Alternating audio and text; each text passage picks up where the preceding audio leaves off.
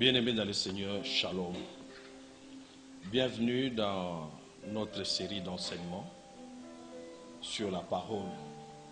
Je sais que l'enseignement de ce moment que vous nous suivez là, ça va vous faire du bien. La fois passée, nous avions parlé de l'autorité, de la puissance, de la force de la parole. Tout dépend de toi. Tout dépend de ce que tu comprends de la personne de Jésus. Tout dépend de ce que toi tu attends. Parce que Jésus a dit qu'il te soit fait selon que tu as cru. Il y a certaines personnes qui pensent et disent ceci: la maladie vient brutalement, vient très vite, mais la maladie part petit à petit. Ça, c'est ta foi. Et tu es tenté de bloquer ta vie pour rien. Tu es tenté de bloquer ta situation pour rien. Si Jésus est la parole, mon frère, ma soeur, si Dieu est la parole, comme la Bible dit, au commencement était la parole était avec Dieu et la parole était Dieu.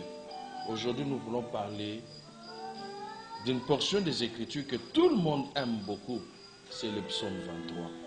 Pour comprendre l'autorité de la parole, tu peux comprendre les choses selon que toi tu comprends. La Bible nous dit ceci: l'Éternel est mon berger, je ne manquerai de rien. Il me fait reposer dans de verts pâturages. Il me dirige près des eaux paisibles. Il restaure mon âme. Il me conduit dans le sentier de la justice à cause de son nom. Quand je marche dans la vallée de l'ombre de la mort, je ne crains aucun mal, car tu es avec moi. Ta houlette et ton bâton me rassurent. Tu dresses devant moi une table en face de mes adversaires, et tu induis ma tête et ma coupe déborde. Oui, le bonheur et la grâce m'accompagneront tous les jours de ma vie et j'habiterai dans la maison de l'Éternel. C'est bien. C'est comme une récitation, mais c'est bien. Mais en cela, ça renferme beaucoup de choses. Laisse-moi utiliser un terme. Ça démontre aussi cette liberté que le Seigneur nous a donnée, ce pouvoir que le Seigneur nous a confié. Quand le psalmiste dit ceci, David dit ceci: l'Éternel est mon berger. La clé de toutes les choses, c'est mon berger. C'est-à-dire, il est mon berger, propriété privée. Comme il est à moi, c'est à moi de comprendre que c'est Dieu-là qui a tout créé, qui a créé le ciel, la terre, la mer et tout ce qui se trouve. Il est mon Dieu à moi, personnel, propriété privée. Il est le Tout-Puissant, il est le Dieu glorieux, il est le Dieu de miracles, il est le Dieu de prodiges, il est le Dieu de si. C'est mon Dieu à moi, mon Dieu. Toi, peut-être tu me regardes là, dis, c'est mon Dieu. Il est mon Dieu à moi, propriété privée. C'est là la clé. Si toi tu comprends que Dieu est pour d'autres personnes, là tu vas perdre toute la sauce, le sucre que le Seigneur a placé dans cette portion des Écritures. L'Éternel est mon berger, je ne manquerai de rien. C'est-à-dire, il a réalisé, il pouvait dire beaucoup de choses. Même quand vous lisez, quand il dit l'Éternel est mon berger, 2 points, je ne manquerai de rien. C'est-à-dire, il a réalisé que c'est lui qui a tout créé, les arbres, la terre, les animaux, les oiseaux. Il est à moi, il m'appartient, il est mon Dieu. Je ne manquerai de rien. Il peut déjà commencer à compléter des histoires, à dire voilà, il y a ceci. Et bien aimé, j'aimerais nous dire encore une autre chose, une autre clé.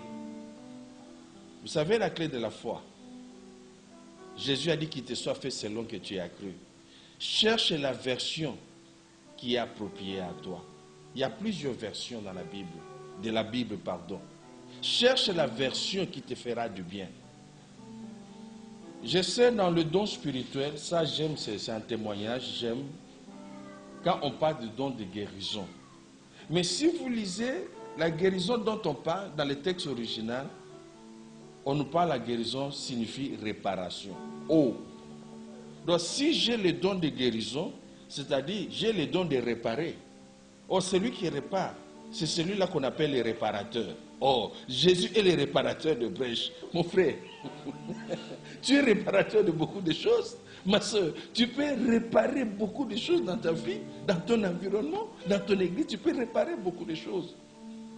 Quand David dit l'Éternel est mon berger, je ne manquerai de rien. Je prends seulement ces versets-là. je ne manquerai de rien parce qu'il est mon berger. Seigneur, je ne manquerai pas telle chose parce que tu es mon berger à moi. Si on dit le Seigneur est mon berger, moi je suis la brebis. Or la brebis c'est la plus stupide de toutes les bêtes. Si lui il est le berger, c'est-à-dire c'est une personne, moi je suis la brebis, je suis un animal. Qui conduit l'animal? C'est la personne. Qui surveille l'animal? C'est la personne. Qui donne à manger à l'animal? C'est la personne. Et la personne arrive des fois à supporter les caprices de l'animal. Et surtout la brebis, la plus bête de toutes, la plus stupide de toutes les bêtes. C'est pourquoi il utilise la houlette et le bâton pour me retirer là où je vais tomber. Et il prend soin de moi. C'est lui qui fait tout. J'aime le dernier verset quand on dit « Oui, le bonheur et la grâce m'accompagneront tous les jours de ma vie. » Mais cherche la version appropriée pour ta foi. Dans d'autres versions, il est écrit « Oui, les biens et la gratuité m'accompagneront tous les jours de ma vie. » Voilà, je comprends la chose. Je place ma foi en là. Dans d'autres versions encore, là, ce dernier verset, on dit encore ceci « Quoi qu'il arrive, le bonheur et la grâce m'accompagneront tous les jours de ma vie. » D'autres versions encore, quoi qu'il en soit, le bonheur et la grâce m'accompagneront tous les jours de ma vie. Mon frère, ma soeur, tu as l'autorité dans ta bouche. Sur ta langue, là, il y a l'autorité, il y a le pouvoir, il y a la puissance. C'est un effort, c'est un exercice, c'est un travail. Tu dois payer le prix. Prends la parole de Dieu. Ce que tu as, commence à murmurer cela. Commence à travailler cela. Si Dieu réellement t'appartient, parce que je dis non, je fais partie de Dieu. Il y a encore une autre version des Écritures qui peut même provoquer ta délivrance. Le Seigneur a dit, celui qui se trouve dans ma main, personne ne peut me le ravir. Oh! Mais je place ma foi là. Maladie, tu veux ôter ma vie. Telle situation, tu veux me détruire. Mais sache ceci, parce que l'autorité, c'est en déclarant, c'est en parlant. La parole, il faut parler. La parole, il ne faut pas être muet. Tu dois parler, tu dois déclarer. Quand tu parles, le monde spirituel attend. Or, le plus grand de tous, c'est le Dieu Tout-Puissant.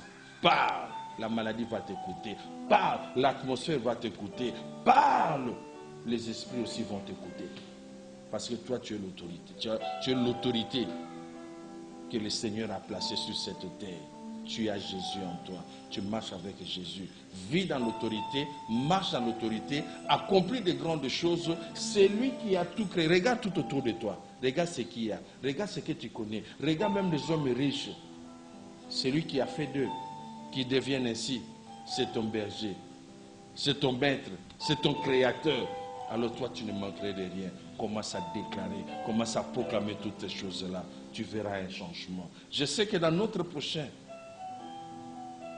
numéro, sûrement quand tu ne s'ouvras encore, tu seras dans la joie parce que tu diras, j'avais expérimenté telle et telle autre chose, voilà ce que le Seigneur a accompli dans ma vie. Je sais que dans la maison, ça ne marche pas. Tu as quelqu'un qui est malade, il y a des problèmes à gauche, à droite, commence à proclamer. Toi, tu fais des calculs par rapport aux cousins, aux frères qui sont ailleurs, par rapport à il appelle aussi à l'existence ce qui n'existe pas, que cela vienne à l'existence. Commence à travailler cela. Parce qu'il a dit, il est ton berger. David a compris. Il est mon berger, je ne manquerai de rien. Vous pouvez imaginer quelqu'un qui était dans la brousse.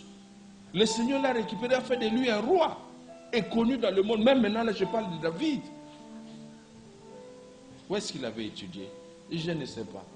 Je ne dis pas que les études, ce n'est pas une bonne chose. Non, non, non, je n'ai pas dit ça.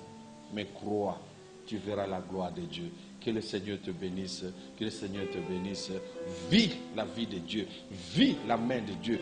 Vis la puissance de la parole. Que tout change dans ta vie. Change ton langage. Évite le langage de peut-être. Peut-être ça ira. Non.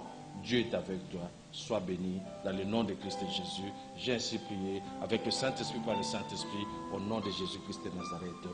Amen.